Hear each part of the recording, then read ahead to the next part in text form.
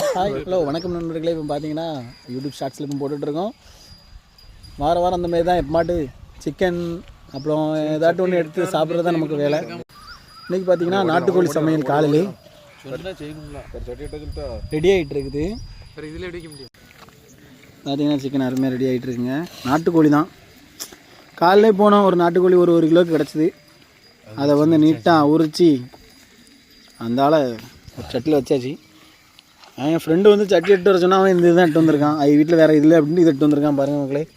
அந்த சட்டி வாங்கி ஒரு 10-15 வருஷம் இருக்கும்னு நினைக்கிறேன்.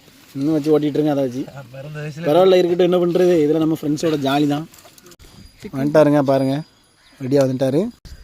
என்னத்தான் எல்லா இடத்துலையும் வீட்டில் வந்து நல்லா சாப்பிட்டாலுமே வெளியே வந்து இப்படி சாப்பிட்றதுக்கு ஒரு தனி சுகம் தான். சட்டி எடுத்து பண்ணி அடுப்பு சட்டி வச்சிடலாம்ல, நீ சட்டியாக தந்துட்டு போனோம். அதான் கேட்கேன்.